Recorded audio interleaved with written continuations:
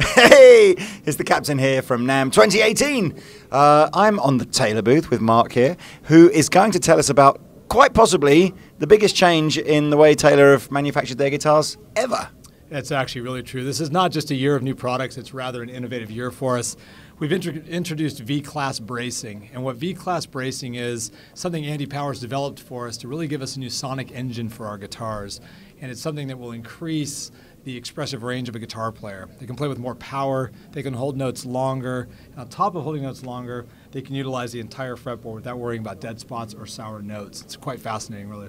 No, I mean, Andy's a extremely experienced luthier. He's kind of pioneered most of the changes at Taylor over the last 5 to 10 years, hasn't he? So, I mean, I think the proof is going to be in the pudding of hearing it. I don't know what we'll get on YouTube land, so you might have to sort of, just trust us on this one. We're going to go and play some other guitars with Pete as well in a minute. X-bracing is, it's kind of like the accepted standard, isn't it, really, for acoustic?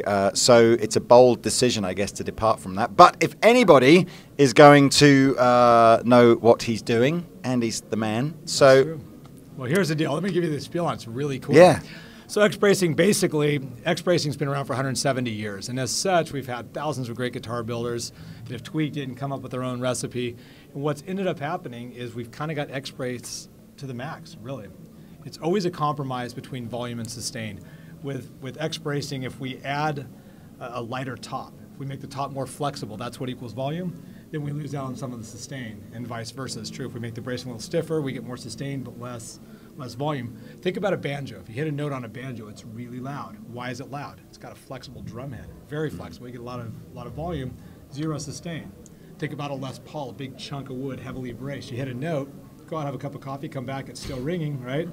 However, you can't hear it if it's not plugged into an amp, and so that's always been the compromise. And what Andy wanted to do with this new sonic engine was give us headroom to build guitars into the future, because at Taylor we're going to always try to build better guitars. That's just never going to stop. We accomplished more volume and more sustain independent of each other by doing it. And briefly, if you want to hold this mic here for a second, the way we did that was we created a V starting at the bottom. The brace comes up and creates vertical stiffness along the center line of the strings. And that center line keeps the strings in support, but also gives us a lot of sustain.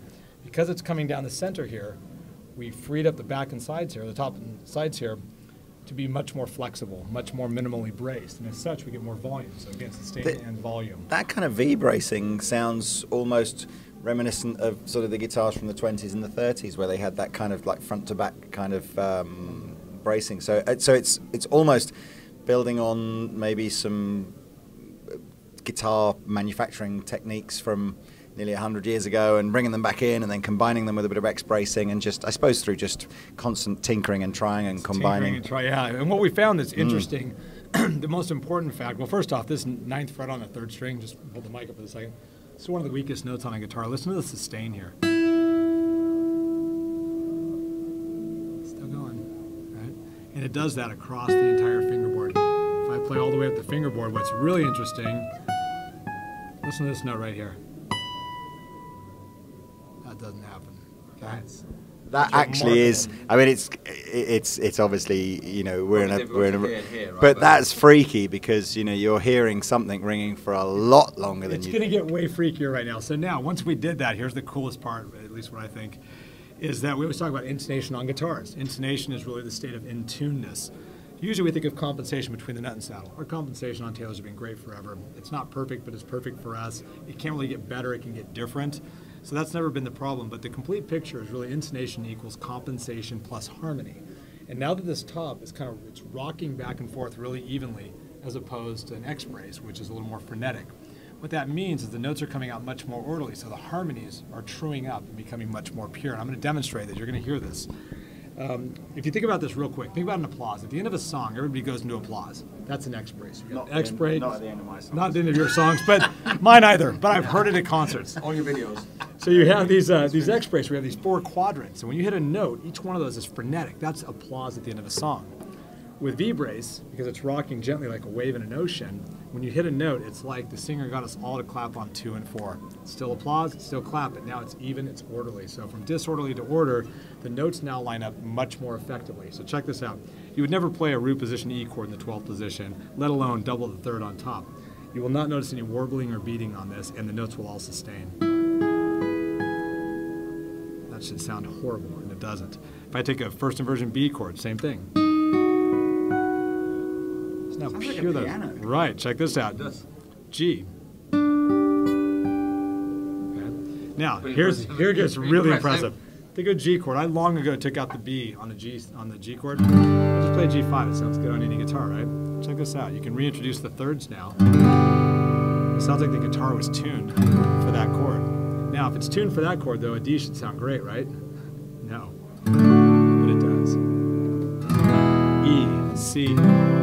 Where's all that warbling? Check this out.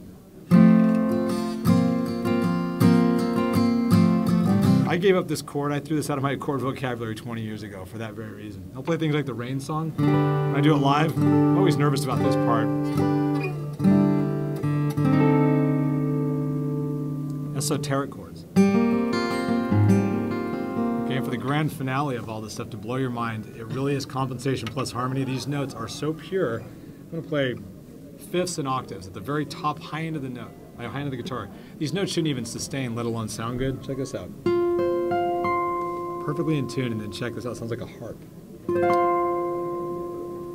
That's nuts, man. It's nuts, right? It's pretty nuts. This is not another year of just providing more stuff. This is an innovative year. This feels like, for us, it kind of feels like Apple when they introduced a smartphone. It's just one of those things where this guitar truly does all it does. And what I can tell you, honestly, I don't buy a lot of guitars from Taylor. I work for Taylor. I get a lot of guitars to play all the time. I bought one of these after having one for 3 days. I put an order in for myself. It's an incredible instrument. And what is V-bracing going to be on every Taylor model, or is it just from a certain range Right upwards? now we're just on the Grand Auditorium. We have 4 series. We have the Presentation Series, which is a striped West African ebony with a Sinker redwood top. 914, which is going to be our Indian rosewood Sitka spruce. We have a K24 all koa, and then we have this Builder's Edition, which has a satin finish on the back, koa, torrefied spruce top, beveled armrest, and this is really cool. Beveled cutaway and less down here. So we now know these notes are viable options. We want to have access to those notes. It's truly amazing. But so K24 would be probably the lowest price model. You can talk to everybody else about pricing. I just share what the guitar does. No, that's cool. That's cool. Well, that's exciting. Who knows? In 50 years' time, we might be talking about every guitar having this V-bracing kind of system. But look, man, thank you very much for taking us through. I know you're busy. My pleasure. It's good to see you guys. Yeah, it's good to see you too. Have Have a great show. And yeah, we're going to go and try some ourselves now. So stay tuned.